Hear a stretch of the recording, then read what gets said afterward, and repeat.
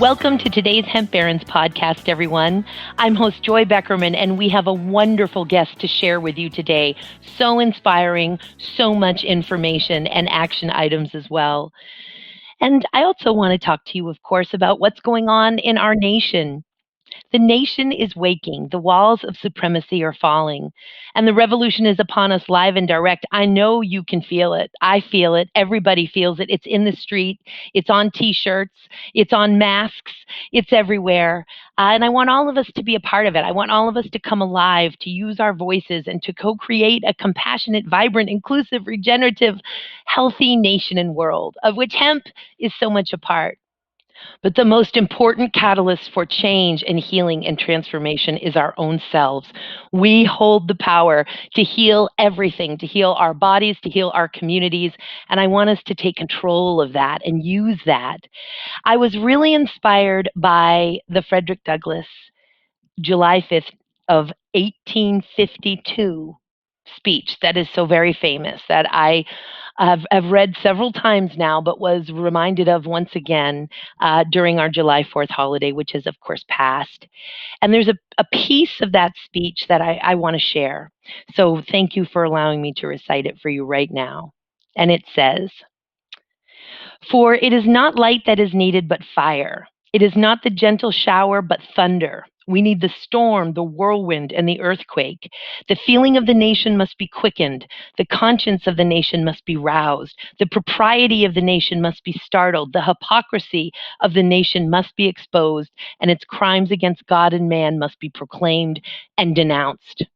Now, those words were spoken in 1852, and we are speaking them right now in 2020. And it's time to deliver on that missive. It's time to deliver on that mission. It's time to deliver on that promise.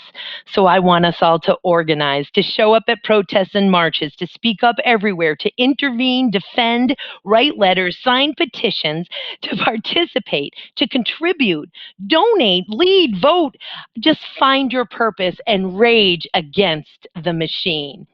So without further ado, get ready for a great interview with Scheril Murray Powell, a superstar, a dynamo, a woman of tremendous power, and an attorney in a variety of sectors that come together to be the catalyst for great change within the cannabis, agricultural, and hemp movements. And until we meet again next week, everybody, stay inspired, do your purpose, and stay in good health. Wear that mask.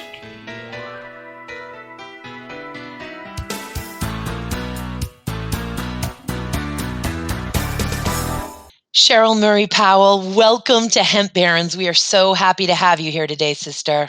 Well, I'm glad to be here, Joy. I'm just glad to be with my sister in your presence, just really reflecting on this industry that's come so far and has a ways to go. A ways to go indeed. And man, do they have the right gals for the job on it. I sit here and watch you and have watched you now for a number of years since the reemergence of the crop with the Farm Bill. And certainly you've been involved before that, but you got on my radar when the 2014 Farm Bill began to take root and states began to take advantage of some of the permissions through those agricultural pilot programs.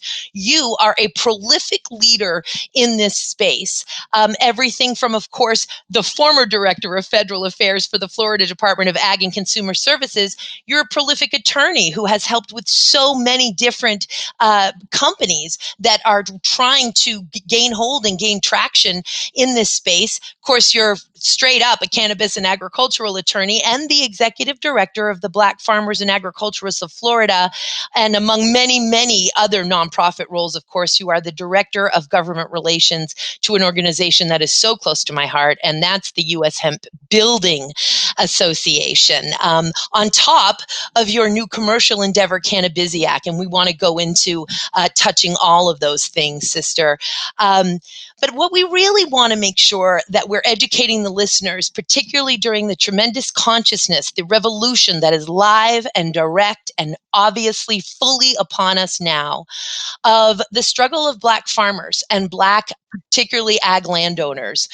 Can you just start, gal, and tell us a little bit about some of the the main struggles, and then if we could drill into heirs property and land fractionalization, which, as you know, Florida has just passed a great defensive bill, but let's hear it. Yeah. So when we look at the black farmer, and keep in mind that people of color, indigenous people have fed definitely America since the beginning of America. So that reliance on black farmers is not recent. It's not a century old.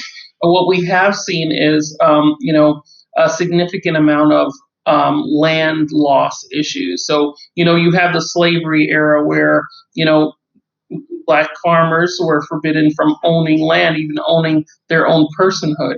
And then you transition to where they're recognized as a person, there's freedom, and then they have acquired land through many different means. But then there was a systematic approach to taking that land away from the black farmer. Some strategies include, foreclosure policies. The USDA and the Pigford lawsuit was sanctioned for some of their systemic racism practices. And, it's almost like with, the murder of George Floyd and some of our, police brutality, civil rights issues. Now there's like a resurgence of people really investigating and looking inward as to what can I do to help. I was recently reading that over the past 100 years, 1 million acres of black farmers' property, real property, has been taken from them. That's 1 million acres in 100 years. So, one of the areas of focus is really making sure that the black farmer retains their land. Senator Randolph Bracy, who's amazing, phenomenal leader, was very much responsible and had the support of the Florida Black Caucus and other legislators who were allies. The law was signed into law by Governor DeSantis for a consideration of heirs property, where heirs property cannot be partitioned and sold out without the knowledge of the other property owners. So imagine lands passed on from generation to generation, and typically, as you go to a next generation, the family head count grows, let's say exponentially. That's what typically happens. And then there's one individual who has a portion of land, or two individuals, and they decide to sell. But a lot of times this land hasn't been officially partitioned. So if they're selling their interest, now you are in bed with people that you traditionally haven't been. And then when you're looking at a parcel of land, some of it's going to be landlocked. So it's really difficult to look at, family land as individual portions of land unless you consider, easements and consider road access and water access and electrical access. So, it can be very unfortunate, inconvenient, and it leads to the loss of hereditary land. So I was really pleased to see that. I think it's milestone legislation that needs to be replicated across the country to protect these heir property owners. So that I thought that was phenomenal. I've shared that with Senator Bracy. I've shared in a number of groups, and he's commented and acknowledged that he appreciates the support. So it's something that wasn't really on the radar, but it really will make a difference as far as black farmers retaining their land. But even beyond that, I have created a strategy for farmers or organizations and governments that support farmers. And I call it Grow to Ship. I created it along with my business partner, Billy Reynolds, and that was under our consulting firm, Green Sustainable Strong. So it's an acronym. And the G from the Grow, so it's Grow with the number 2, Ship. The G stands for Growing Diverse Commodities. So really looking beyond, I've always grown this. My grandfather grew it, that kind of thing, and really looking at what does the market tell me about what people want, and let's add some experimentation so that we can approach international markets, but also be considerate of the fact that, America has always been a melting pot. So our communities are more diverse. So if you have, Indian immigrants starting to populate in your area, well, they're going to be nostalgic for their food. So if you're a farmer, why not grow what that new immigrant population is longing for? And then you can make sure that you are sustainable. So that's the G in the grow to ship. The R is recruiting diverse talent. So when we talk about diversity in agriculture, I know the mindset automatically goes to race, but it's beyond that. It is ethnicity, but it's also gender, and it's also professional diversity. And I think that really stems from my own personal experience as an attorney and a farmer. So when we're looking at farming, you have the traditional farmer in the African American community specifically. We have the legacy records and memories of, digging in the soil, equivalent to slavery, equivalent to not having and people not being respected. But that's not true. Farming is a very lucrative industry. So we need to kind of press restart on what does it mean to be a farmer with regards to your place in society. And then when we have farmers who have sent their children to medical school, have sent their children to law school, sent their children to be accountants, let's make sure they still have that tie to the farming industry. O is outreach to like-minded organizations like, our hemp organizations, our farm bureaus, all these different organizations in agriculture. When we go and we lobby on behalf of farmers, we should share bullet points. We should say, when I go in and I have access to this senator, I'm going to talk about my points, but I'm going to add a couple of yours on. And that's what we need to do as a body, to really magnify people's understanding of what farmers do. So when we look at the W of grow to ship, it's wellness and making sure that farmers are restored as the wellness hub of the community once again.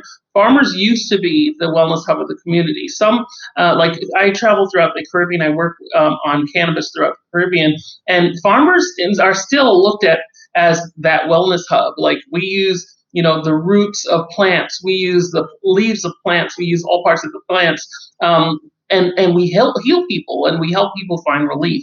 So again, farmers being restored to the wellness hub of the community.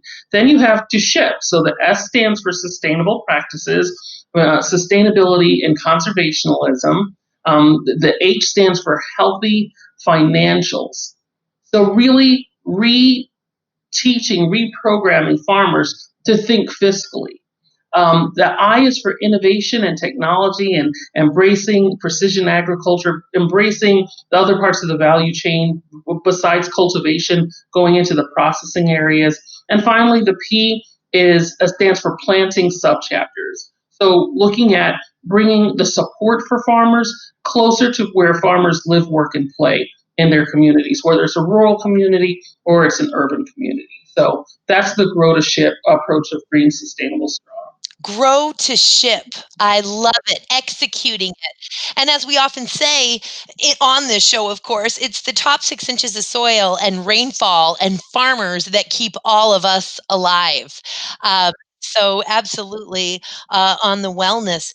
Now, I wanted so for folks to sort of understand, because it is such a systemic problem with the heirs property and land fractionation. Where does that come from when someone dies intestate? And generally, when we are socioeconomically deprived, who's got money for legal fees? Miss, thank God for you, Scheril, who has probably clocked thousands of pro bono hours in her adult life. Again, and going strong on that, no doubt. Which means, by the way, wealthy people, please hire this incredible top attorney, because someone needs to subsidize her nonprofit work.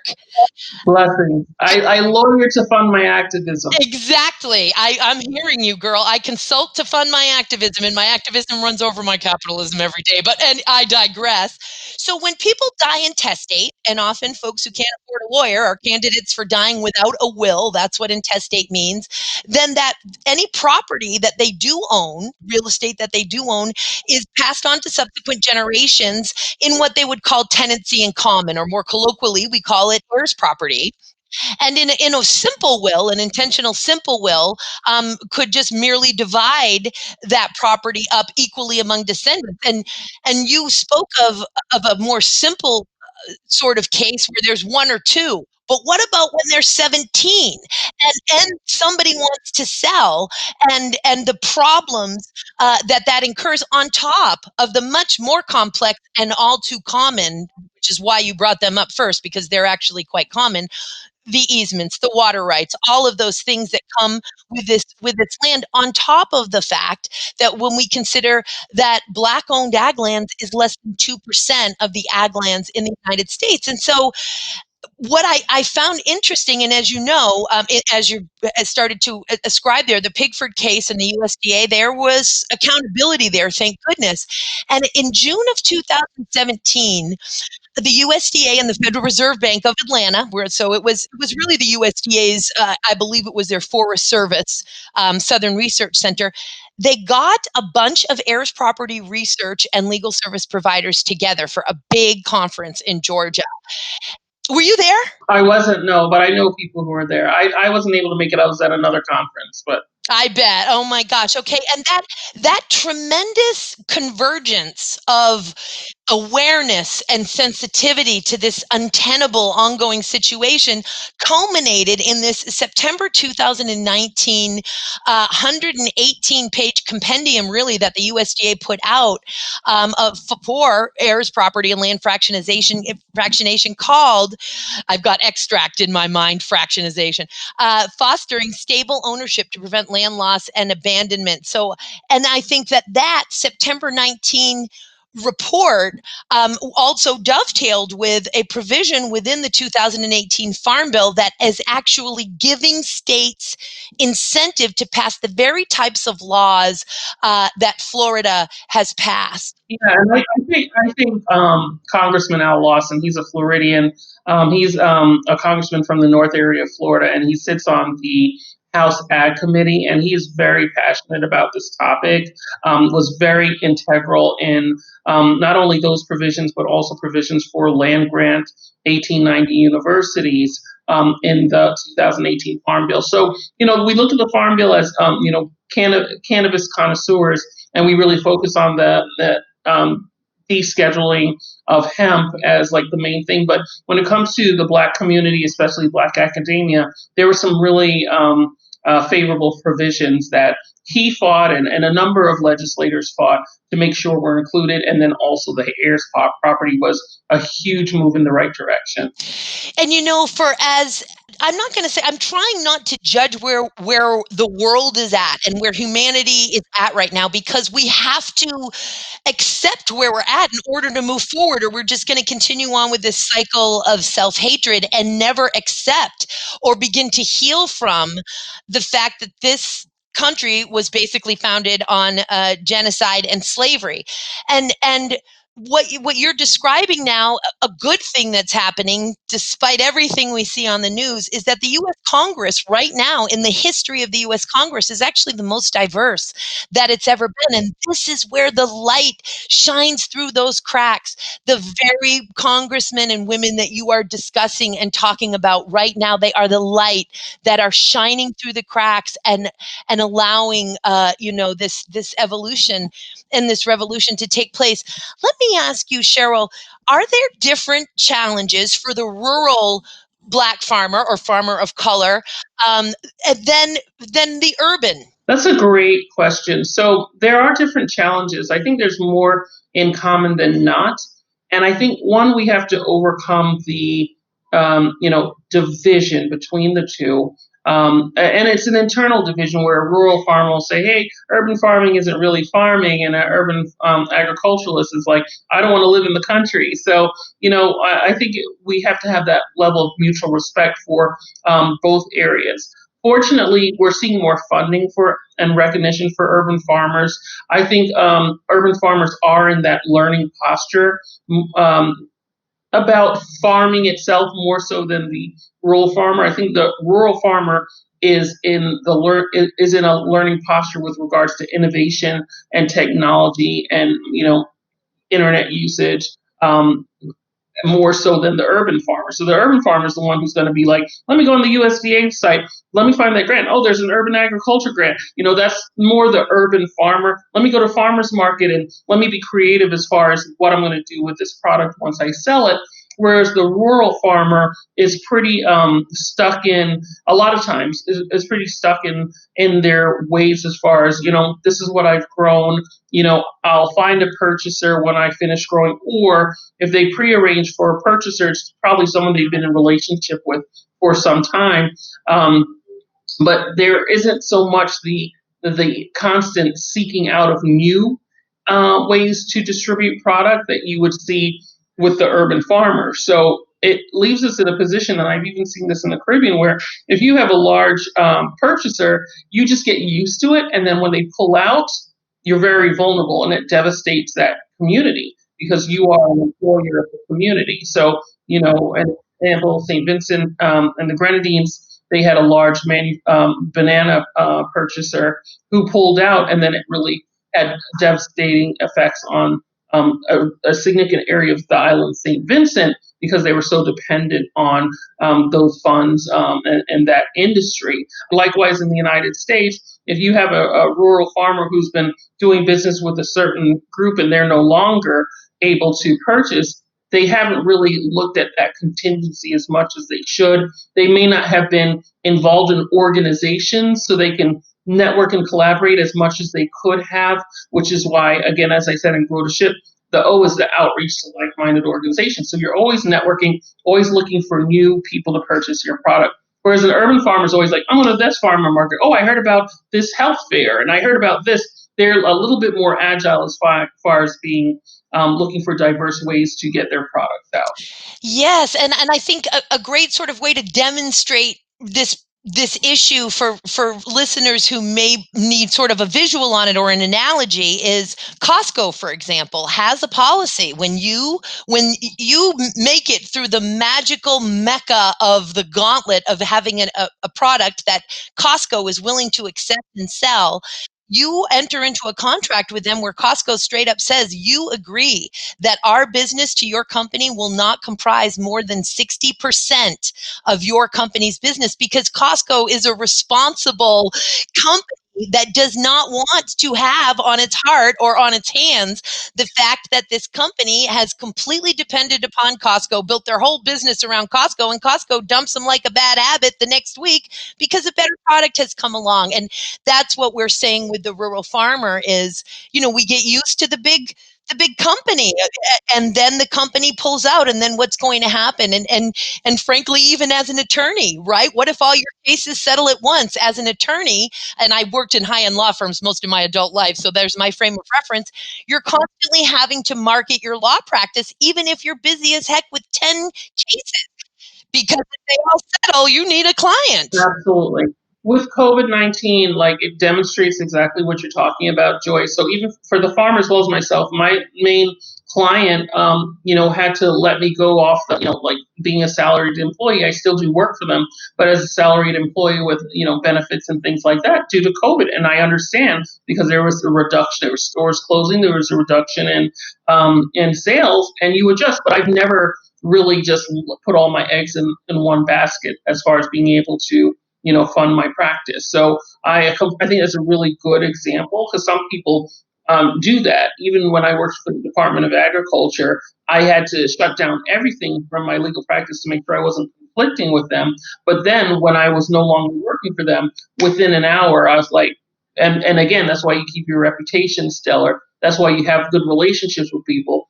That's why you never act like you're too good for anybody. Because as soon as that job was no longer my job, I could pick up the phone, and within hours have, my fees coming in, and I was back in business within hours.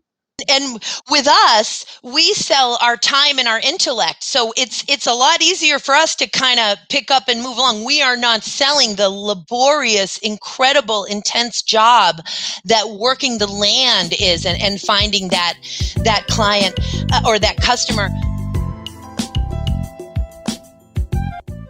Attention Cannabis Podcast listeners. You can now listen to your favorite cannabis podcast ad-free with the MJBulls mobile app. Just download the free MJBulls mobile app to your smartphone to start enjoying cannabis podcasts with no commercials. Go to Apple Apps or Google Play to get the MJBulls Cannabis Podcast app today.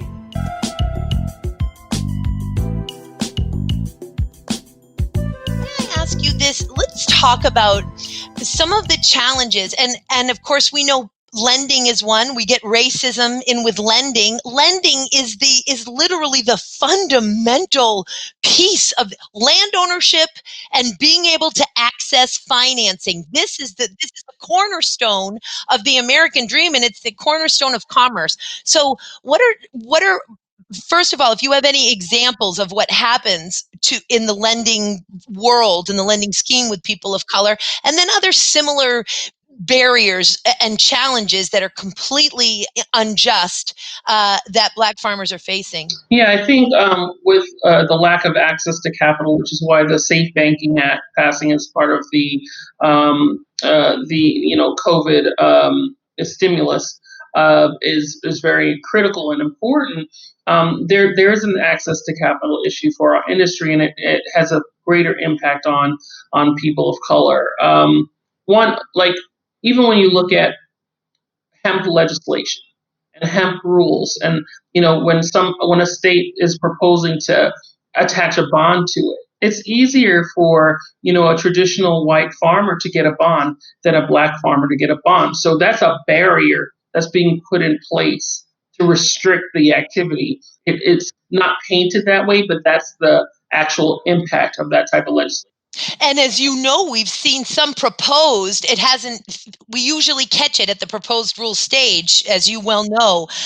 But we've seen some very wacky proposed rules like, oh, if you want to grow, a hemp plant, you have to own at least this much land in order to be eligible for a license. Well, right then and there, that's a racist practice right then and there. Absolutely. And we have to call it out as a systemic racist practice and then get them to take that out before it becomes the final rule. But even with not being able to fund your business, if you want to get into the business and you're trying to grow your business beyond being just in the cultivation area, you want to do some drying, so you want to put up a drying facility, you don't have access to capital to do that, then that puts you in a vulnerable state when it comes to relying on private companies. And the thing with the private companies is a lot of times they have really good lawyers. And I'm not saying all do this, but sometimes it's asserted that the private company's lawyer is also the farmer's lawyer. So we have our lawyer. This is exactly what we said. This is exactly what we talked about. And then the farmer's signing this document, and then they're losing their rights. If it's an operating agreement, it's managed by a group of managers who aren't the farmer, or even if the farmer is listed as a manager, their vote means nothing, and all the number of other managers that are there. So there are a lot of predatory contracts that a farmer is susceptible to because they are reliant on private funding, where the typical lending rules may or may not apply. And as you know from being an attorney, if you are even approaching a situation in representation where there's a remote possibility that these two people eventually may have different interests, by the rules of professional conduct, you are then required to, in writing, discuss this potential conflict of interest. And it's generally called what? A joint representation agreement that discusses, listen, we're in a hairy spot here, and it may vary. We want to make sure I have a duty to disclose to you that your interests may diverge at some future point, and I want to make you aware of that. Oftentimes, those rules of professional conduct are not followed in these situations. Not only are they not followed, but in the contracts, there'll be a clause that indicates that I'm acknowledging that I had sufficient opportunity to seek legal counsel, and I'm waiving XYZ as a result. So they're already putting themselves in a position where they can't argue the sophistication of the other party versus themselves, because they're already in the contract saying, I had sufficient time to get a lawyer. But what if you can't afford a lawyer? Or there's a lawyer who does this area. So, the reason why I really always note that I'm a cannabis and agricultural attorney, because there aren't that many of us. There are not very many agricultural attorneys that practice in cannabis, or cannabis attorneys that practice in agriculture. So when you're going to a regular corporate lawyer for this contract review, they may or may not have that lens of, the cannabis cultivator and understand the predatory nature of the industry. So they're not looking out for the right things. they may not have seen a tolling agreement. So that can be challenging for our farmers as well. It's amazing, and I'm constantly just beating the drum throughout this, and folks have different levels of sophistication entering this industry, etc., and thinking that attorneys are jacks of all trade. Sister, you be the first one to say, oh, you needed an IPO. I'm not your IPO girl. Go to the securities attorney. Oh, you needed FDA law, head over to the FDA. You need a litigator. I'm transactional. I never go to court. So, but folks, and that level of trust, and I often refer to farmers or think of them as some of the most trusting humans in business or in America or throughout. Farmers are trusting, and so let's talk a little bit, if we could, about what can we do? And actually, before I say that, I've been sort of gnawing a hole in the side of my cheek, because I've been so exciting to tell you, and we haven't had a chance to have a private conversation about it. Of course, the hellacious compromise that was made during the conference, the Farm Bill Conference 2018, when a compromise was made that in order for this expanded definition of hemp to include the extracts, the compounds and derivatives, which that expansive definition had been threatened, and then some compromise was made that there would be a drug. It was obviously a racist prohibitionist, that there would be the 10-year drug felony ban, which is now the law, that if you have been convicted of a drug felony within 10 years, you are not eligible to participate in the opportunities and promise of hemp. And of course, we're painfully and acutely and hyper aware that people of color and minorities have been hugely disproportionately impacted by the drug war. Thereby, we're continuing to disproportionately impact them by saying, now you can't be a part of hemp. I want you to know that the U.S. Hemp Roundtable,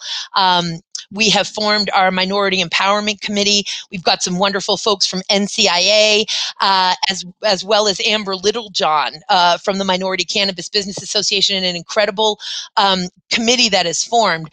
Not only will we be making inclusive and diversity business practices standards that we will hold our members to, as well as becoming a resource and collecting information about Black-owned businesses, suppliers, farmers, etc. Well, I'm glad to see that, because I think there was definitely a need. U.S. Hemp Roundtable has been a leader of our industry for a very long time, instrumental in hemp legalization, but definitely was in need of some diversity.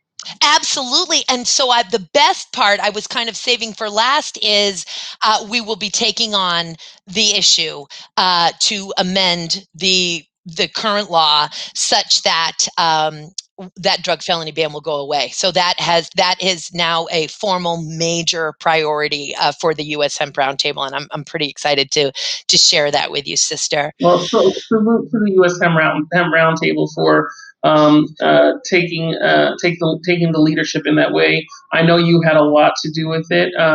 You're always on the forefront. I'll never forget the work that you did with the Hemp Industry Association cases prior to the 2018 Farm Bill. I remember us meeting up in, was it Sacramento we were in? San Diego, San Francisco, Ninth Circuit. San Francisco. We were in Cali. What is it, February 15th, 2018. Yep. And you were you were rallying for, turning a gray area into a less gray area so that we can continue to do what we're doing, continue to help the people that we're doing.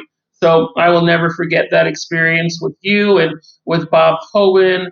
That needs to Patrick Goggin, Garrett Graff. Garrett, yes, absolutely. But that needs to be permanently noted in our history of the industry as far as changing the game. And I applaud you for it. I respect you forever. Oh, you're such an angel. You are something else. I love being your reflection. I will be your mirror any day. Let me ask you this. What are some, and if this was the question I was going with before I elaborated and just couldn't wait to share the news with you about the U.S. Hemp Roundtable taking this on, but what are some things that average people and then maybe business owners, what can we do? There are a number of organizations, and I'm learning about more and more of these organizations every day, but what are things that we can do if we're business owners or what? How can we support the Black farmer?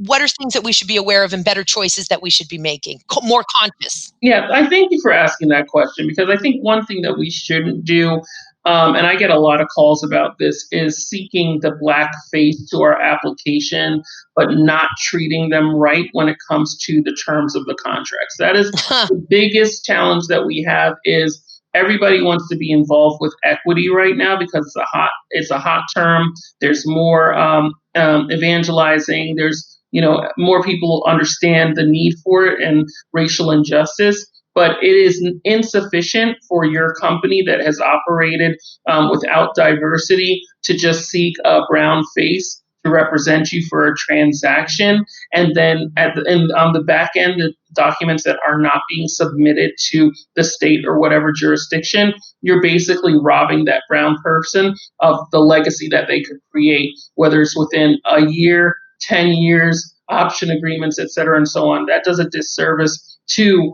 our fight. But what you can do is, if you're an organization, making change as far as committees are fantastic, fantastic efforts, fantastic examples to set, great role modeling for the industry. But at your leadership level, not just ring fenced into a particular committee, on your executive board, have diverse voices.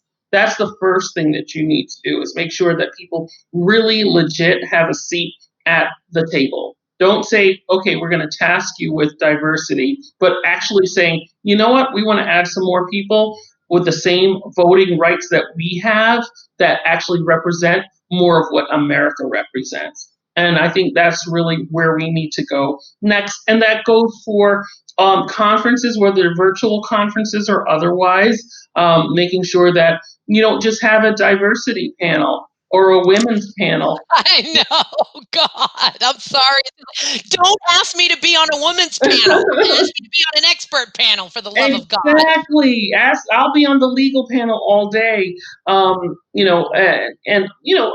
I'll do a diversity panel, but I'm really going to be really heavy hitting and hard hitting and ask for next year, let's do it a little different. We want to be on the advisory boards. We want to be on your leadership decision-making boards. And then we want to be represented in the professions that we operate in, not just ring fence to like the last session of the day being about diversity when most of the people have already gone. I think, yes, increasing the access to capital as well. I would like to see governments, and this is something when I was with the Department of Agriculture, I wasn't able to convince decision makers, but encouraging universities to provide resources to farmers, such as our law schools should have clinics, especially if the law school's in a rural area, a clinic set up for support for farmers. Law students can do, with supervision, contract review and other things that'll make them better attorneys, make them more compassionate to farmers, and assist the farmers so they'll have reduction in rates, or even if it can be done pro bono, where they are strengthened in their ability to commercialize. Man, I have light encoded filaments just going on in my brain synapses right now. That one, I mean, everything that you've just said, just thank you. I'm drinking it in. I'm hoping everyone's drinking it in, as obvious as so much of it is and should be. But, law is my thing. And of course, the U.S. Hemp Roundtable has lots of lawyers. And while we are having to be very strategic, because when the U.S. Hemp Roundtable actually makes a mission, they go for it. And so we realize we can't do everything we want to do, and it has to be in some type of a priority. But what you have just said there, girl, in terms of making attorneys more aware of how to be inclusive, just, fair, that is so key. And can you imagine, we have the opportunity to get into some really high-end firms with lawyers who would love to have this information. Their heart is in the right place, and they would love to have this information. And I think you may be aware that somebody advocated with great support from Jonathan Miller himself to get the U.S. Hemp Building Association to be a member.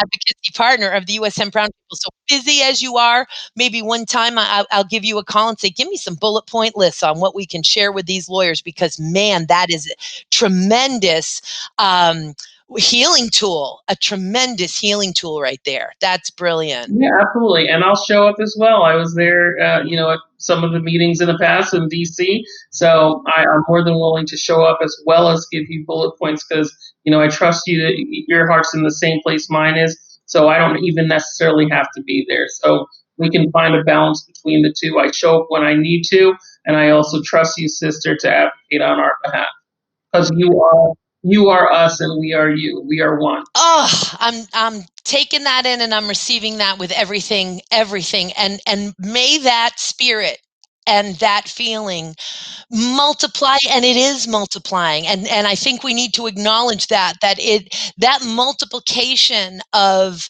synergy, of sisterhood, of brotherhood, of unity is happening exponentially all over this country right now and all over the world. Now, that's not what's making the 6 o'clock news, but boy, is it happening. And that's the vibration to plug into right there. We are so blessed. And like when we do that synergistic collaboration, it's really important that we bring our critical thinking skills and we leave the egos at the door and we really think about long-term help. Not I want to relieve my guilt help, but really long-term strategic game-changing assistance where it is a sacrifice. But it's for the greater good, and you can be proud of your contributions. That's where we need to be headed as far as nobody wants to be accused, but we can accuse ourselves and say, have I done enough? Have I done enough? Have I been there for my brother? Have I been there for my sister? Have I benefited from privilege? And then have those conversations with yourself so that you can come up with a demonstrative list of actions that you can take within your power to make a difference for your community, for others, and for the future generation. A self-inventory and authenticity. Yeah. Scheril, before we part, and I cannot wait to have you back, is there something that you want to make sure that the listeners know? Is there anything super that you just want to make sure you communicate? Yeah, I think we need to look at the systems we have in place, and there's an opportunity to dismantle, but there's also an opportunity to work within the system. Trying to boil the ocean, like we can't eliminate the USDA, but we can work within the framework and make sure we're educating ourselves on what services are available, what's being given to others. So I'll give you an example. Before there was this kind of reflection on being Black in agriculture and how Black agriculturists are disadvantaged. We had all of last year where the market facilitation budget was being given out, billions and millions of dollars, and it was like 95% white farmers. Like it was like a high 90s, and also like high 90s of large farmers got those funds.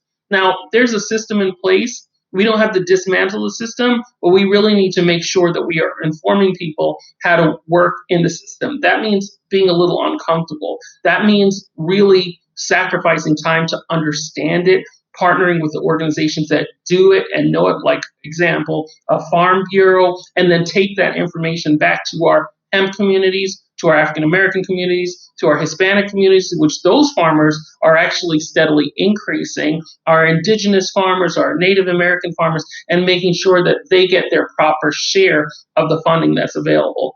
All of us applaud when the USDA is given money because a lot of it goes to the SNAP program, a lot of it goes to farmers, but if they don't know these resources are there, they don't get it. Or if the approach to applying is too cumbersome or more sophisticated than is reasonable, then they don't know how to get it. So we need to understand the system.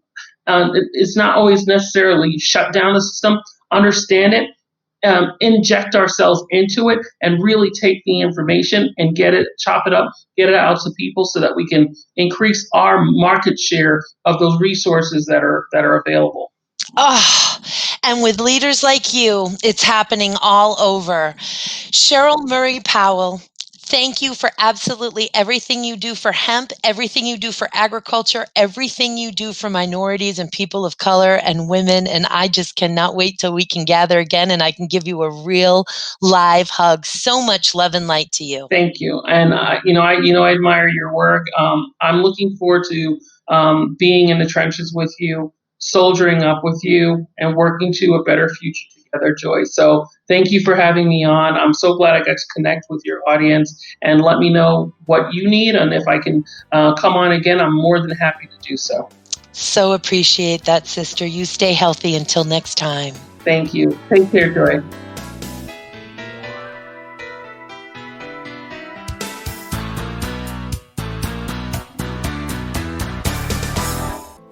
Thank you for listening to today's show. Before you leave, we want to invite you to hang out for a couple minutes to listen to our newest podcast. As the industry's only exclusive cannabis podcast network, we are constantly adding new shows, and that's why we're so excited to welcome Women Leading in Cannabis to the MJBulls Cannabis Podcast Network. Join host Kira Reed each week for raw, inspiring, and real conversations with women leading the worldwide cannabis industry.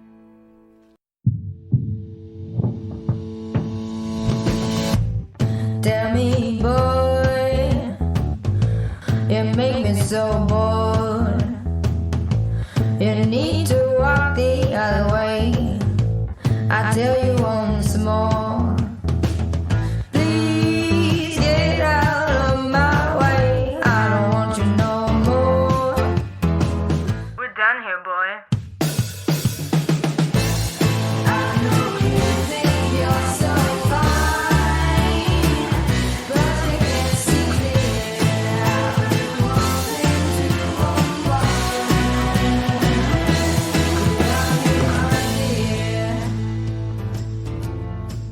Hi, my name is Kira Reed, and I'd like to invite you to be inspired by the women who are leading in the cannabis industry.